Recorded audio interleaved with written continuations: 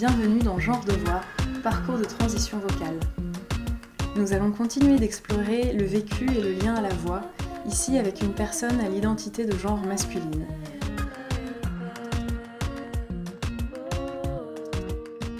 Comme nous allons l'évoquer, les hommes transgenres ont le choix de prendre ou non de la testostérone, qui est l'hormone pouvant modifier les caractéristiques sexuelles secondaires, dont la voix.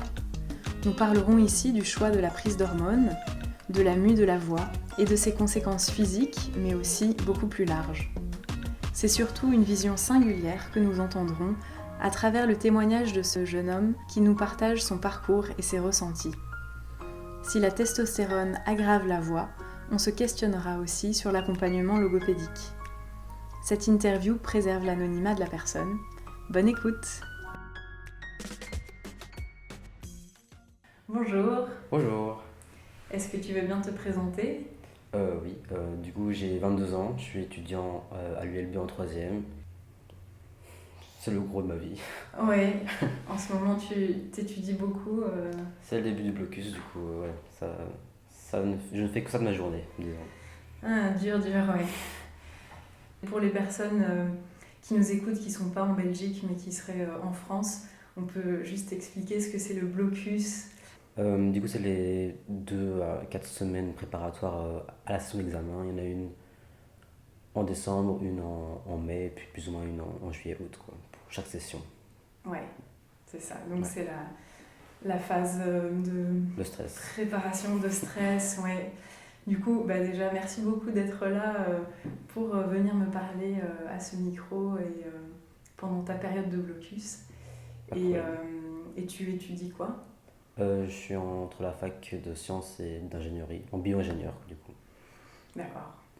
Ok, super. Donc, on peut dire que tu fais de la logopédie avec moi, qu'on s'était vu pour la première fois il y a 1 an. Oui. Et donc, c'était en décembre 2021. Et la première question que je voulais te poser, c'était comment va ta voix aujourd'hui? Parce qu'il fait très froid en ce moment et il y a plein de microbes, donc comment ça va toi? Ça va, un peu plus fatigué que d'habitude. Enfin, je viens de se réveiller à 1 heure d'une sieste, du coup, pas au top de la journée, disons. Ah, donc tu es en train de la réveiller là, ta voix, c'est ça? On va dire, ouais. De la réveiller de la sieste, ok. Et généralement, ta voix au réveil, tu la trouves comment? Euh, un peu comme un grand-père, on va dire. Ça grésille, je suis fatigué, c'est lent, c'est plus grave aussi, je dirais. Euh, Comme ouais. un grand-père, Comme t'as un dit. grand-père, vraiment. D'accord, ok. Bon, on va la réveiller petit à petit du coup. Ça marche. Mais c'est vrai que les voix, enfin surtout du matin, elles sont pour beaucoup de gens souvent plus graves, quoi. Mhm. Est-ce que tu peux expliquer ce qui t'a amené à faire de la logopédie? Du coup, il y a plus ou moins 1 an et demi, j'ai fait mon coming out social en tant qu'homme trans. Et pendant un long moment, j'avais pas trop envie de prendre des hormones.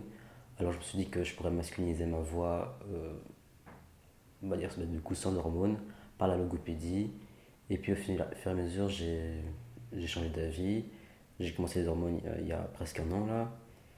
Et la logopédie est un peu là pour du coup faire en sorte que je sois confortable avec ma nouvelle voix, que j'arrive à la gérer, être à l'aise avec, quoi. Mhm. Ok. Et donc à la base, tu te posais la question de prendre de la testostérone ou pas. Est-ce que tu peux expliquer les effets qu'a la testostérone sur la voix? Euh, Elle n'est pas immédiate, on va dire. Au bout de 6 mois, ma voix a commencé à faire les sons que du coup, les hommes cis ont vers 13-14 ans. Avoir la voix qui change de passe de grave à aigu, qui craque et qui a du mal à parler fort. Et puis après 2 mois, j'avais vraiment cette voix-ci. Du coup, au bout de 8 mois d'hormones, mais ça dépend de chaque personne forcément. On va dire, c'est un peu comme un traitement médical, on va dire chaque personne réagit de manière différente.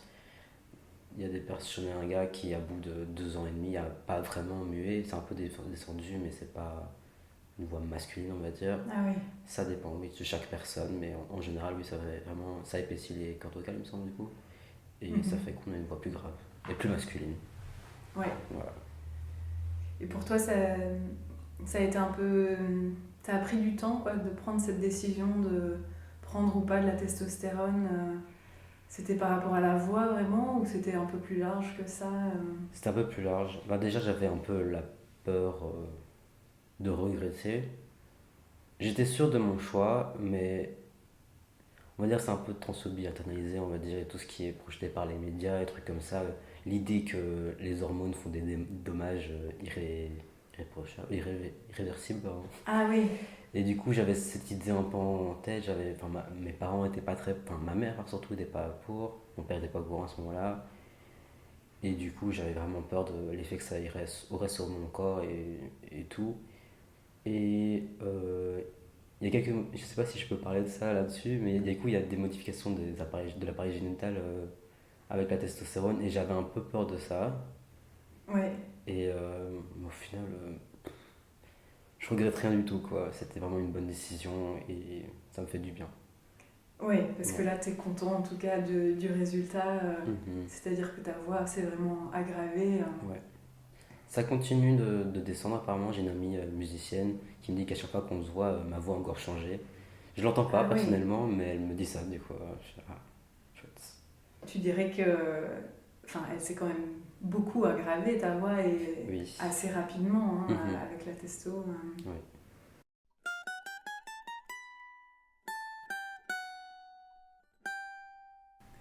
Est-ce que tu peux me dire comment tu vivais avec ta voix avant ta transition et comment tu l'as trouvée ta voix? Bah, comme la plupart des gens, je supportais pas l'entendre, mais c'était vraiment au point où j'avais envie de pleurer quand j'entendais ma propre voix sur les enregistrements. Je faisais jamais de messages vocaux, par exemple. C'est un truc que j'ai commencé à faire une fois que j'ai mué, il y a quelques mois. Euh, je faisais du théâtre quand même pendant plusieurs années, et c'était un truc.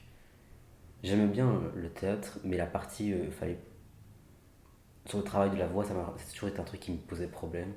J'ai remarqué assez tard, on va dire que j'étais trans, j'avais déjà 20 ans.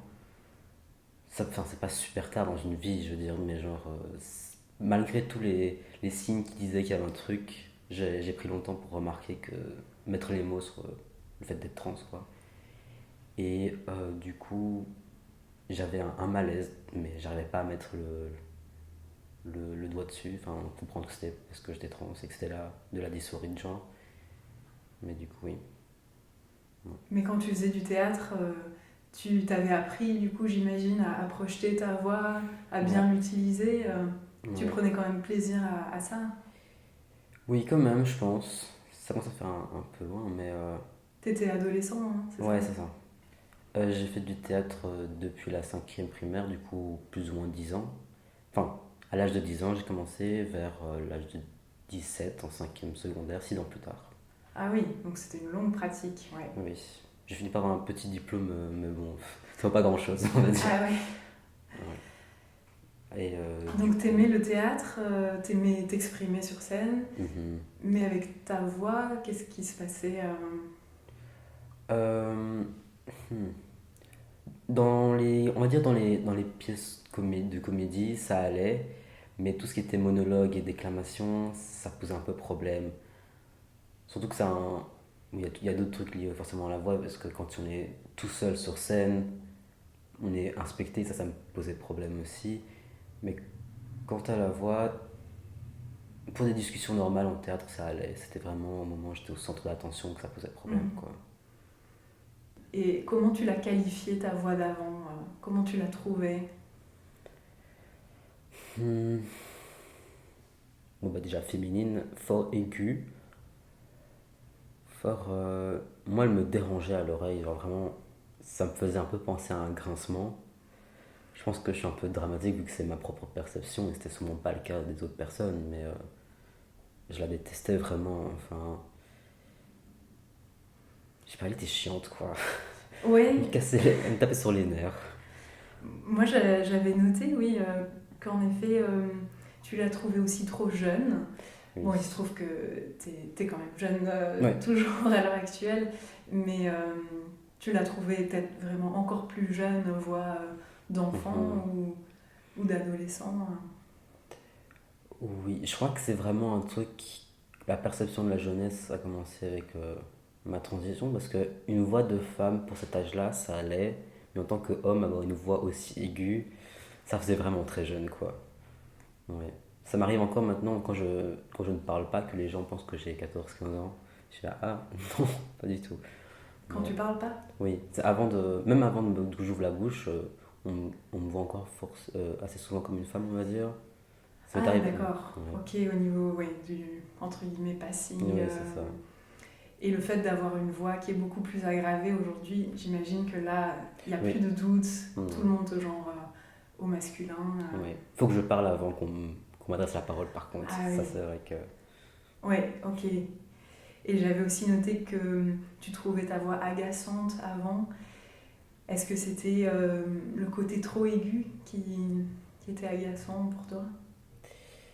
Euh,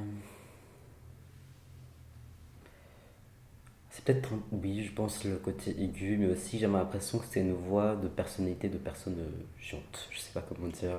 Ah oui. Un peu comme le cliché dans les films de la fille chiante. Je sais pas comment dire. C'est un peu méchant à dire, Ouais, mais donc c'est ça, cette voix agaçante, oui. mais tu sais pas trop dire qu'est-ce qui était agaçant.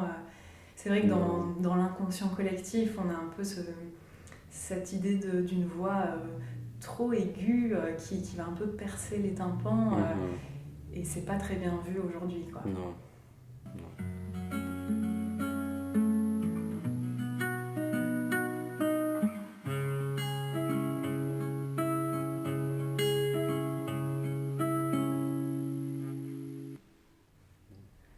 En tout cas, elle a bien évolué. Mhm. Au niveau de tes sensations physiques, quand ta voix a mué, qu'est-ce que tu as ressenti? Euh, Au tout début du changement, j'avais un peu de fatigue, on va dire, au bout d'une journée. C'était comme si j'avais un mal de gorge tous les jours, en fait. Un début de rhume, on va dire. Et puis au moment où j'ai vraiment mué, ça faisait vraiment mal à la fin. Enfin, on a fait des exercices d'échauffement pendant 2 mois, je pense. Parce que j'avais besoin de faire au début de journée, parce que vraiment, j'avais une fatigue au niveau de la voix à la fin de la journée, quoi. Oui, c'est ça. C'est que tu l'utilisais et Oui, elle était fatiguée d'avoir trop parlé, en fait. oui, je parle trop. Oui, tu es quelqu'un de bavard, tu penses que tu l'utilisais vraiment beaucoup? Ouais, je trouve que je parle beaucoup, parfois beaucoup pour ne rien dire, mais du coup, ouais, c'était vraiment comme un athlète en fin de marathon, quoi, on va dire. Oui, c'est ça. Mhm. Et est-ce que ça t'inquiétait? Qu'est-ce que tu pensais par rapport à ta voix? J'avais peur que ça reste comme ça pour toujours, que je serais fatigué. Parce que c'est vraiment une drôle de sensation d'être fatigué de la voix. C'est, oui, c'est vraiment comme si on avait fait toute une épreuve olympique, quoi, mais que ça semble normal pour la plupart des gens de parler naturellement comme ça. Ouais, ça Ouais. t'irritait ou Oui, ça te grattait oui, gratter, vraiment, ça grattait. C'était comme ça. Et ça s'est passé au bout de Mhm. quelques mois, Ouais. là cet été, hein. Oui, c'est ça. Ça t'a aidé d'échauffer aussi ta voix Oui, oui. Surtout que comme, on va dire, je fais du volontariat dans un bar, et ça, quand il fallait prendre les commandes des gens, et qu'il y avait pas mal de bruit autour de la musique, il fallait que je porte ma voix, ça se fatiguait encore plus vite. Et du coup, ça, c'était pénible, vraiment. Ah oui, ouais, Mhm. j'imagine. Mhm. En tant que serveur, Ouais, il y avait de la musique, oui. du bruit. Les gens qui crient. Ouais. Ah oui, là tu devais rentrer Ouais. après le travail, enfin après le bénévolat, Mhm. bien fatigué. Ouais. Ouais. Donc là, au niveau physique, il y a eu d'autres éléments que tu as sentis, à part cette gêne, cette fatigue. Hmm. Un peu au niveau psychologique, j'ai envie de dire. Genre, j'ai pu prendre plus confiance en moi et être plus à l'aise, poser des questions aux profs. Parce que moi, j'étais déjà, par exemple, au registre de l'ELB, j'avais changé, du coup, mon université. J'avais Mhm. changé mon nom social, ce qui est assez rare dans certaines universités, c'est le fait de même si le nom légal est toujours le même à l'état belge, on peut changer de nom au sein des registres et tout. Ah oui, ça c'est super, ouais. Ouais. Je sais pas si toutes les universités permettent ça. Je crois que c'est pas très très courant. Mais du coup, enfin, je peux avoir des examens oraux qui étaient avec mon nom du coup actuel, mais j'étais assez féminin et du coup, j'avais parfois des regards un peu bizarres des profs. C'est vrai qu'il y en a vraiment un qui m'avait détaillé du bas de la tête aux pieds, ou un autre qui avait appelé pour mon prénom dans la salle d'attente, on va dire, et qui comprenait pas que j'étais la même personne que la personne écrite sur le document, Ok. quoi. Et du coup, ça m'a permis d'être plus à l'aise avec ça et de voir un peu moins défendre ma transidentité tous les jours, quoi. Ouais, trouver vraiment une assise, un confort. Ouais. Bah, c'est un privilège de pouvoir prendre des hormones. Surtout quand en tant qu'homme trans, c'est beaucoup plus simple qu'une transition féminisante, j'ai l'impression. Par rapport à la voix, tu Oui, parles. oui, par rapport à la voix. Et oui, parce que donc là on peut expliquer que les hormones féminisantes n'ont aucun effet en fait sur un larynx et des cordes vocales qui ont déjà mué Mhm. pour une personne transféminine. Ouais. Donc ouais, c'est une grande chance. Ouais. Donc par rapport aux aspects plus psychologiques de ce que ça t'a apporté et peut-être le regard des autres, est-ce qu'on t'a perçu différemment Mais du coup, ça me permet de me faire de me faire genrer correctement par tous les inconnus, je trouve. À part si forcément, comme je disais avant, si je me tais, on voit pas, mais c'est vraiment ma voix qui a fait le gros de ma transition sociale, on va dire. Ah oui, le facteur plus déterminant. Ouais, ouais, j'ai l'impression. Moi, je vois pas trop le reste des changements physiques. Ah C'est peut-être d'accord. parce que c'est mon œil et que je me vois tous les jours. Mais c'est vraiment la voix, le gros truc qui m'a bien aidé, quoi. Oui, parce que pour toi, il y a eu quand même vraiment beaucoup de hertz Oui. qui ont chuté. Donc les hertz, c'est les fréquences de vibration des cordes vocales par seconde. Et t'en as perdu vraiment beaucoup. Donc ça crée un fort changement. Ouais, ouais. Ça, c'était chouette.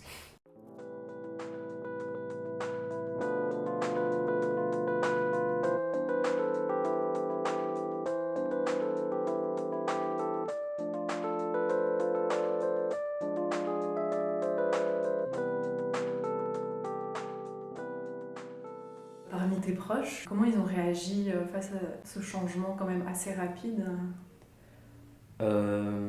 J'ai fait vraiment mon coming out en plusieurs parties. J'ai d'abord fait à ma mère en octobre de l'année dernière, puis à mon père 2 mois plus tard, et le reste de ma famille, je l'ai fait qu'il y a 3 mois en fait.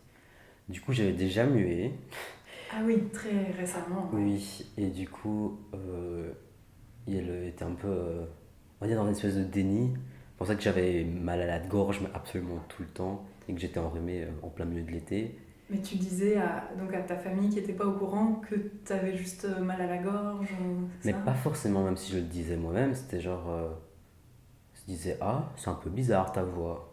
Ah bon? Mais pas en se disant pas qu'il y avait une mue derrière tout ça, quoi. Mais tu avais des réflexions comme Oui, ça. oui, il y avait quand même des réflexions. Oh, c'est spécial. Ah oui, et Mm. tu répondais quoi alors à ça? J'ai essayé de manipuler ma grand-mère et voir si c'était rigolo en disant, ah ben non, non, il n'y a pas de changement, c'est toi qui entends des trucs. C'était pas très correct, mais j'avais pas envie d'expliquer des trucs comme ça. Ouais, ou juste que j'avais un rhume. Enfin, vraiment. Oui, c'est ça, en fait. On peut expliquer à des gens en disant qu'on a un rhume ou alors l'explication un peu scientifique, ça peut être de dire qu'on a une pathologie vocale qui n'est pas grave comme des nodules sur les cordes vocales. Et ça aggrave la voix. J'ai pas pensé à cela. Non. Oui, on n'en a pas parlé. Mais...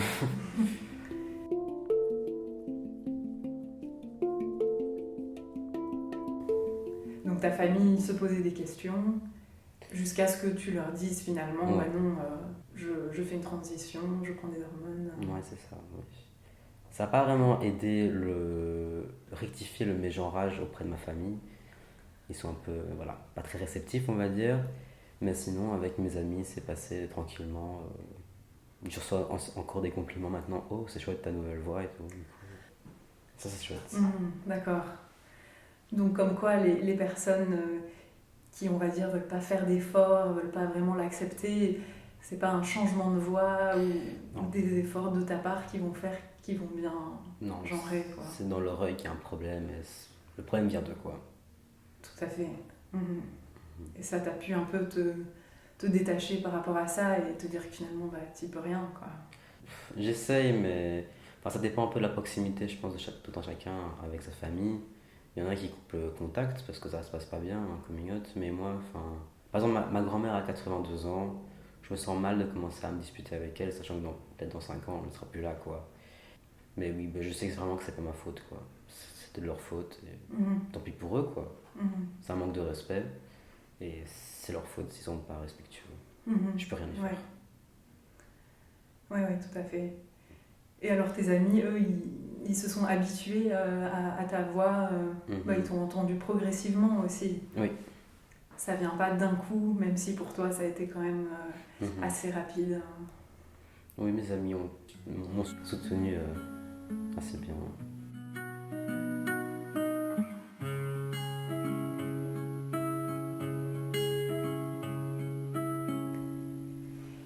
Qu'est-ce que tu dirais là de ta satisfaction, on va dire, par rapport à ta voix et par rapport aussi à ce que tu attendais en fait de la logopédie Par rapport à ma voix, bah, je suis agréablement surpris. Je pensais pas que ce serait aussi grave aussi vite et je suis confortable avec ma voix actuellement. Et par rapport au travail de la logopédie, bah, c'est différent que avec quoi je suis venu en tête, on va dire. Au début, c'était vraiment dans le but de masculiniser et puis au final, la logopédie est surtout là pour m'aider à être confortable, quoi. À réussir à trouver, on va dire, avec 10 ans plus tard par rapport aux hommes cis, faire le travail de réussir à me sentir bien avec, un peu de l'accepter, on va dire, et aussi d'y prêter un peu plus attention parce que on pourrait passer au-dessus et juste faire ah, bon, bah, ma voix a changé, mais c'est un peu thérapeutique, j'ai envie de dire en même temps, parce que ça permet de faire vraiment attention à mon corps, à ma gorge, à comment je me tiens, et à comment. Enfin, plein de travail par rapport au corps, et c'est un effet psychologique aussi. Du coup, oui, c'est vraiment. Bah, c'est agréable en tout cas.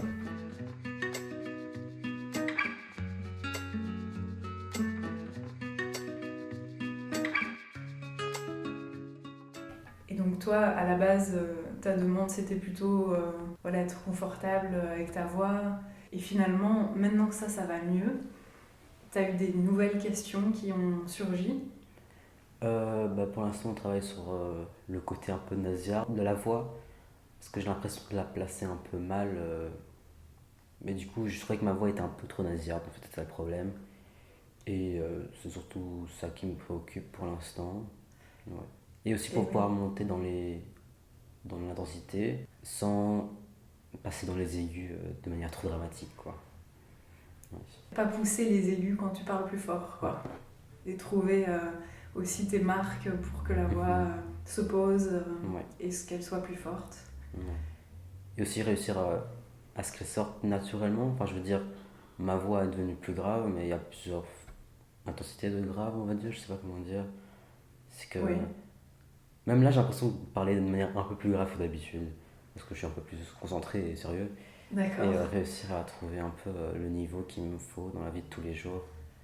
Mais Ouais. oui, ça c'est super intéressant, l'idée d'avoir conscience que la voix, elle change en fait selon Mhm. les situations. Donc là, en effet, discussion sérieuse, alors la voix elle se pose. Si on commence à raconter des blagues, elle va Ouais. rigoler, là ça va monter un peu plus. Donc oui, ça c'est aussi des habitudes à faire évoluer. Et cette sensation de voix nasale dont tu parlais, c'était aussi une peur que tu avais il y a un an avant de prendre la testostérone. Oui. Et c'est aussi une chose qu'on retrouve chez plusieurs personnes transmasculines qui prennent de la testostérone. Ouais. Est-ce que tu peux expliquer un peu ce que c'est cette voix nasale Euh, je pense que elle s'entend pas super fort chez moi en fait, j'ai l'impression, mais c'est vraiment le fait de faire résonner la voix dans les sinus, on avait dit, je pense, Et du coup, j'ai pas, c'est un truc que je trouve que je voyais surtout chez les hommes trans sur internet, on va dire, pas tellement dans les hommes trans que je connais dans la vie de tous les jours, mais ceux qui parlaient sur, on va dire, YouTube ou TikTok, des trucs comme ça, et je disais, ah, j'aime pas trop leur voix. C'est un peu caricatural, parce que forcément, du coup, les gars dans la vie de tous les jours que je connais, j'en ai jamais entendu avec vraiment cette voix-là, mais la voix de ces youtubeurs, je disais, ah non. Et j'avais vu quelques personnes qui disaient, ah ben, on vous crame avec votre voix nasale, les hommes trans, et je disais, ah, Ah ouais, carrément. oui, oui. Et du coup, même des hommes trans qui témoignaient qu'on disait, ah ben d'office, toi t'es trans avec cette voix-là. Et c'est un truc que je voulais pas. Enfin, c'est une forme de discrimination, mais c'est dégueulasse de commencer à venir, ah, tu nous fais pas croire que t'es un vrai homme, on voit derrière ton jeu, c'est pas correct, c'est dégueulasse de faire un truc comme ça. Et bon, déjà, il y a le problème chez les autres, mais bon, comme on disait avant, on peut pas faire changer la mentalité des autres personnes. Et du coup, moi, je voulais faire en sorte que ça m'arrive pas, parce que être mégenré, être pointé du doigt comme trans, c'est fatigant et ça fait mal. Et Oui. voilà. C'est déjà assez dur Oui. comme ça, si en plus les gens s'y mettent au-dessus. C'est un peu une peur, on va dire, de devoir se cacher, d'un truc comme ça. Mais j'étais là, c'est un truc que j'ai envie de faire. À ce niveau-là, ça me dérange pas de cacher ça, quoi. Même si je suis out à la plupart des gens que je connais, quoi. Peut-être 95%. Ouais. La testostérone fait baisser la fréquence, mais après, tout ce qui concerne la résonance, donc la façon de parler, la façon de placer le son, ben ça peut rester, on va dire, comme avant, une ancienne habitude de placer la voix, qui fait que ça peut donner comme ça une discordance, quoi, entre en fait la fréquence et le timbre.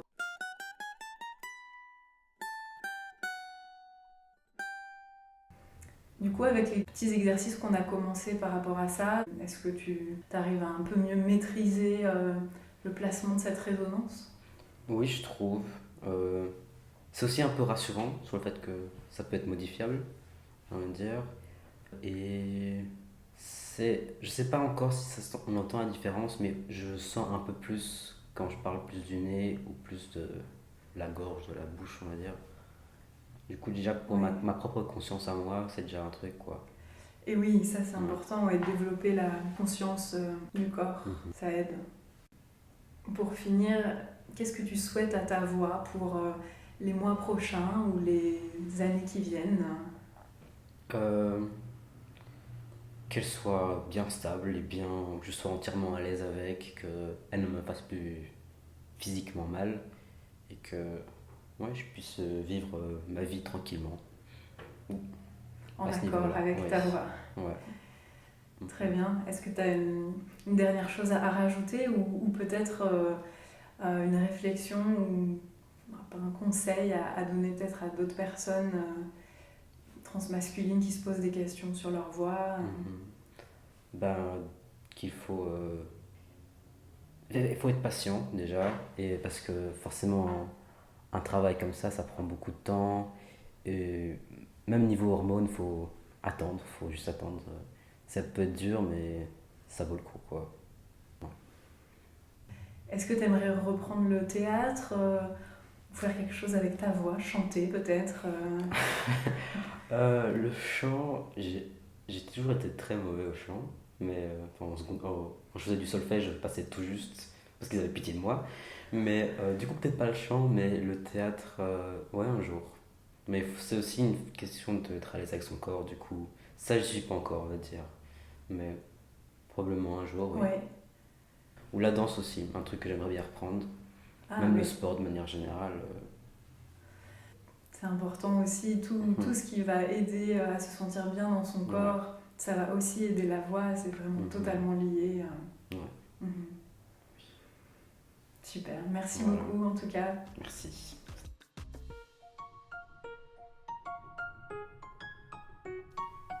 Cet épisode est terminé. Encore une fois, un grand merci à mon interviewé du jour pour son témoignage, son temps et ses mots pour nous expliquer son vécu personnel par rapport à son évolution vocale. Nous continuerons dans les prochains épisodes d'aborder différentes façons de vivre avec sa voix. Notamment, nous écouterons le parcours de femmes cisgenres qui ont été face à des questionnements en lien avec leur voix et leur genre. Merci d'avoir écouté Genre de Voix, parcours de transition vocale. Si vous aimez le podcast, parlez-en autour de vous. Ou venez nous rejoindre sur Instagram, Facebook ou la chaîne YouTube. Les liens seront en description. À bientôt!